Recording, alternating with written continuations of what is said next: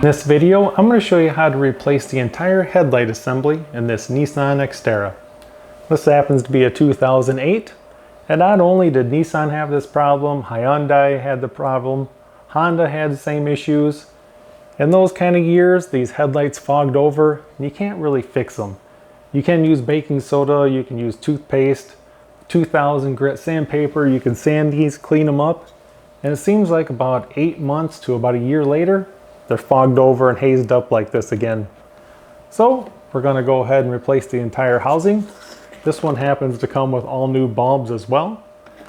Now this housing replacement isn't super easy. It's not difficult. It's just a little more tedious than it should be. There are some bolts that go into the side of these that we can't get to without removing the front bumper. So I'm going to show you how to do that. We'll get these installed. If you've never done this before, give yourself about an hour. It's not too difficult, it's just kind of tedious and time consuming. So let's go ahead and get started. So first thing you need to do is open up the hood, and then there's 4 of these pop fasteners on top of the grille right here. We just need to remove those next. Flat blade screwdriver, kind of just pop it up like that and pull straight up. Now that those 4 push fasteners are out of the way, the grille is kind of loose. You can just pull it straight towards you. And there's 2 push fasteners, one on each side. And you can feel how this is a little bit farther out now that those are loose. But now there's 2 other fasteners down at the very bottom that we got to squeeze in to release, and then we can get this entire grille off. All right, I've got the passenger side, or when I'm facing the left side, pretty loose. I don't have it off all the way because I want to kind of show you a couple things. So depending on the year, you might also have some pop fasteners along here. That's going to hold the grille to the bumper. You can remove those now or later. But on the very end, and then right here, this one's kind of loose. You'll see this tab right here. You just need to push those down. Like I have one right there I need to release. I'm just going to kind of push that with my finger. And then this one right here on the end, coming from the bottom, I'm just going to push a little bit and then push towards the front. And then the grille comes right off. The bottom side of the grille, these little slots that are going in, and you're pushing this tab up while pushing out towards you at the same time. So then up here on the bumper, they're going into these little slots right here. There's 4 of those, so you just need to push those and pull out at the same time. And once the grille's off, on top of the bumper, you'll have 5 more of those same push fasteners. Just go ahead and pop those out of place. On the driver's side and the passenger side, there's going to be 2 Phillips head screws right here in this kind of inner fender well. So we need to go ahead and remove those next. Now that we have those 2 screws out, we can pry this wheel well cover out, and there's a hidden 10mm screw right here. So all you got to do is start at the top. You can use your flat blade screwdriver. Just kind of slide down like this, and this will slide out of the way, and then we can get in here and remove that screw. All right, so now at this point we have all fasteners underneath. So we have one here, one here. Moving along, we got one right there. You just have to be looking inside these holes and you'll find other fasteners. One right there. One there, and then one there on the final end. So I believe that there should be 8, but depending on if anyone's ever worked in your car before or not, you may have less. And then if you go all the way out to the edge, you'll find another Phillips there. And then you have another one right out there at the very edge. So I believe all total on the bottom should be 12 screws if it's all from the factory. So go ahead and remove all. They should be 10mm. So at this point, your bumper should come off. There should only be 2 kind of compression locks still in there that you just kind of push in and you pull out. They just kind of compress under tension and hold it in place. So we should be able to just grab this, pull from the driver's side, and just kind of work your way to the center. And then we'll come over here to the passenger side. I want to help it get loose from this inner fender well so it doesn't catch. All right, so now at this point we have the driver's side completely loosened up from the inner fender well. The passenger side is as well. So now we should be able to pull it straight off.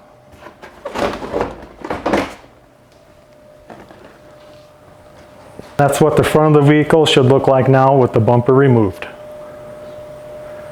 Now we can get to all the bolts of the headlight housing. We have one right here, one right here, one right here.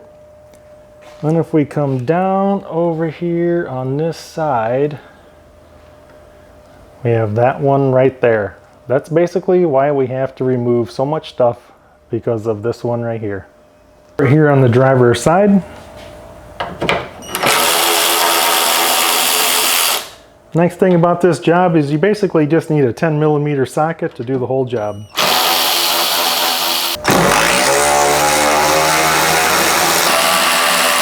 It's completely loose, so you have a little bit of wiggle room. So now you just need to reach in behind here and you're going to unclip these lights. All you're going to have to do is squeeze them, pull them straight out, and then the housing will come right out. All right, so before I install the housing, I plug in as many of these connectors as I can. I can usually only get the headlight and then this parking light. So these two here, this cord here really isn't long enough. We'll plug that one in once the housing is in place. It's just a little bit easier to do it now than to try and get your hand back in there and do it later. So the other two are already connected. So this one, all I gotta do is push it in, so it locks in place. All of this stuff back together, or even bolting in the housing. Let's turn on the lights and make sure everything works. If there's any problem, it's a heck of a lot easier to fix it now. All right, so I've got one screw in every location, but nothing is tight. So you see how you can move the housing? You want to push it all the way up and in. So then that seals up this crack around here. Otherwise, you're going to have like bad lined up body lines. So push it up and in, and then we'll go ahead and tighten up all the bolts. Now in tightening this up, I don't use power tools because you don't want to crack the plastic. But an easy way to tighten this up, I'm using my thumb right on this L bracket. You see how I'm pushing that in and that's sealing up this crack right here. And now I'm just going to go ahead and tighten this up by hand. It's just now snug. I'm just going to go about a half of a turn, and that's all the tighter your bolts need to be. Now just finish tightening up the other three, and we'll move on to the other side.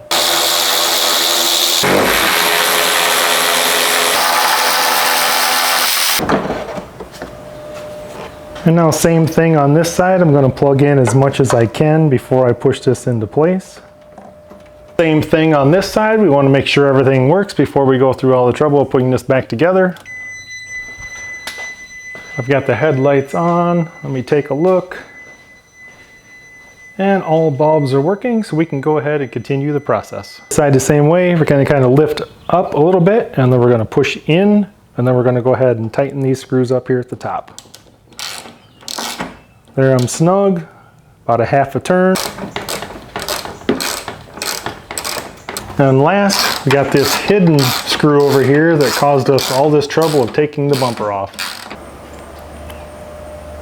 So you're either going to need kind of a wide wingspan to kind of hold open your bumper as you fold it around the fenders, or get two people is the easiest.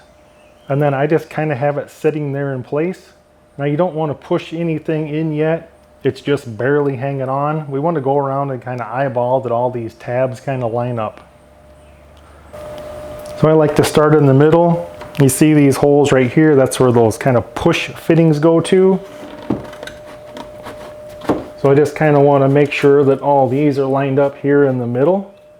And now we'll just work our way over the passenger side. Now as you can see, the bumper is a little bit high right here. I don't want to push this down yet. I kind of want to go on the other side and see what it looks like on the inner fender well. So you just want to make sure that this isn't being hung up here, because this piece here, this inner fender well, has to go behind the bumper. So I can pull this out a little bit, slip this in behind. It'll be a little bit easier. So now I have that inner fender well behind the bumper the way it should be. But remember, there's that hidden bolt right up inside here. So we're going to want to put that on before we fasten on anything else. Let's go ahead and check the driver's side. You can see how the fender's kind of bumped way out here. We need to get this inner fender liner behind here, just kind of at the bottom. And then we still need to put in that hidden fastener. So don't tuck this all the way in at the top. Now I haven't put any screws or bolts in yet. I just want to make sure that the fender is underneath the headlights right now. And then we'll go along, make sure these holes in the center are lined up, and then check the passenger side. All right, so these holes here are lined up perfectly. Let's go ahead and check the passenger headlight. As you can see, we got a big gap there, so we need to kind of push this up and in a little bit, get it tucked underneath that headlight. A lot of times when I'm working on cars, they're missing all those push fasteners. So I'll put a link in the description to get one of these kits off Amazon. And you just kind of go through, depending on what kind of car you're working on, whether it's GM, Ford, Nissan. You might use different ones. But this one right here is the exact replacement. So we'll go ahead, push all those in, because I was missing 2 of them.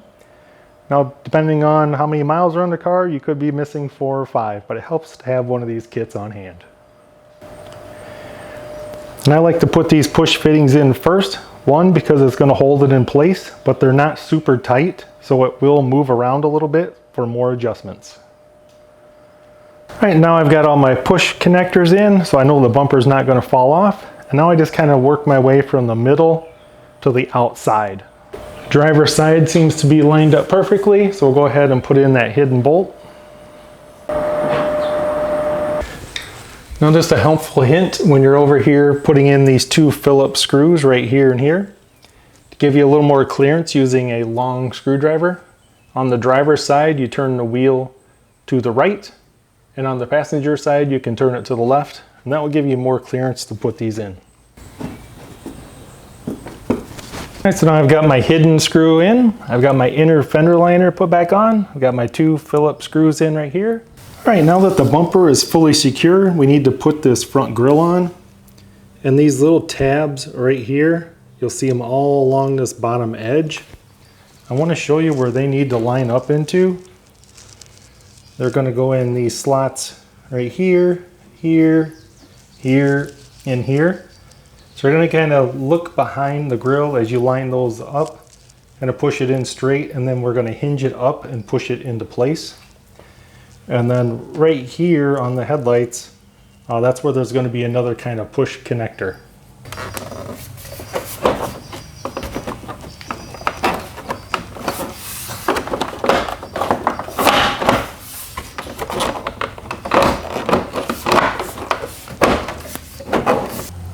Now that the grille's in place, just push in a little bit to line up these push fasteners.